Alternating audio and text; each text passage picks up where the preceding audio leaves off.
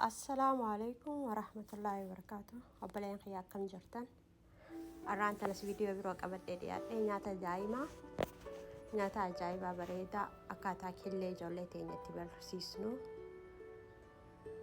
نياتا هيلزي دا قامي ساني دبلو داف نياتا قامي ساني دبلو داف يو فيتا نياتا كنا خنا فيدا ما دا هدو بوايت أركتني يجودا أوتميلا في كله في موزة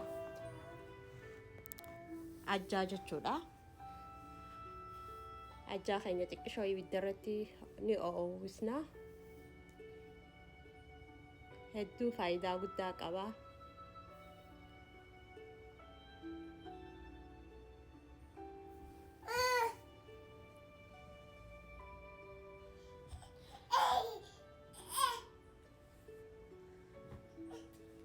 أكتي بالدرتي كشوي ni daina jechuun ajjaa keenya hedduu nyaata faayidaa qabu sadeenu karaa laafaa killeellee daa'ima keenya karaa kamiif barsiisnaa yoo jettan karaa kanattillee killeen akka barsiisamuu danda'amu jechuudha. Hedduu mucaan kiyya jaalata hedduu nyaata bareedaadha jaalatee nyaata isinis itti fayyadamaan isiniin jaa.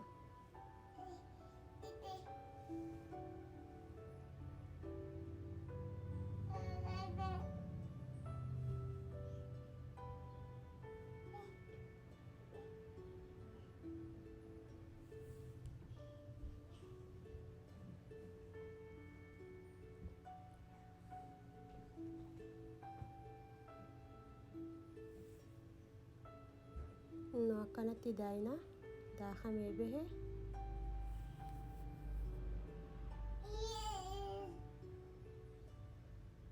yeroo goonu iiziidha wallaahi immoo faayidaa hedduu qaba daa'imaaf daa'imnillee jaalatee nyaata killeellee kara biroo kara kanatti aanirra naa fudhataa mucaan kiyyaa hedduu yeroo nyaata akkanaa godhee fi killee itti naqeef kara laafatti killee naa nyaata akka biroorra jechuudha. Muzniinis faayidaa hedduu qaba killeenis akkasuma guddina sammuutii fi qaama akka dabalu muzniinis akkasumatti daa'ima keessaafuu qaamni isaanii akka nu dabalu yoo feene akkanatti maaliif muzniinis kaarboohayidireet waan mi'aawaa of keessaa qaba killeenis akkasuma pirootiina qabdi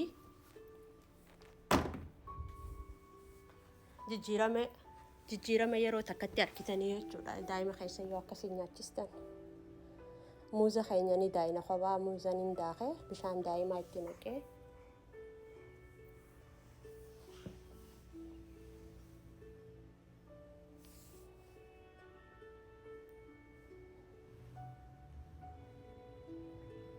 asitti sun bishaan distiitti irra kaa'ee ajjaaree kun tana daa'ine san maankaa lama akkas maankaa lama cinaa haa ta'u itti naqee jechuudha.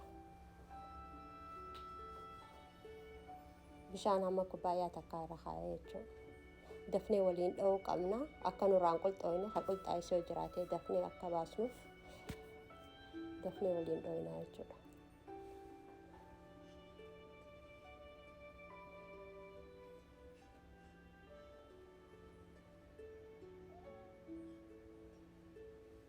Yeroo akkanatti xiqqoo nuuf furdatu eegalee muuza daa'ina san fuunee itti naqna.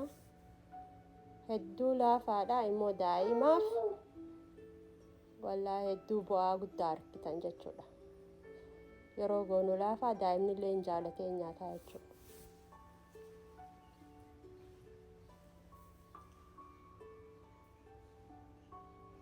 Yeroo nu akkatti nu bilchaatee distii teenya ibidda jalaa dhaamsinee yeloo killee keessaa san jechuudha. Yeloo san itti naqnaa tana booda ibiddi nu barbaachisu dafnee waliin dha'inaa jechuudha.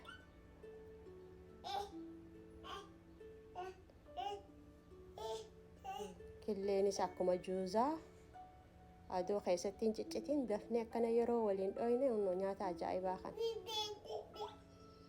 yaalii godhaa hedduu bu'aa itti argattanii marqaa ijoollee jechuu ni dandeessa wallaahi nyaata bu'aa qabu bifa kanaan marqaa fakkaata laa gizee qabbanaa'ee faa xiqqishaa akka furdatuutti baqa marqaa ijoolleetiin jeenan nyaata ajaa'ibaa mucaan kiyya hedduu jaalataa isinis yaalii godhaan isiniin jaa. Viidiyoo kana yoo jaalattan subscribe, share fi like naa godhaa. Maatii tiyyatti dabalamaan isiniin jaa. Galatooma.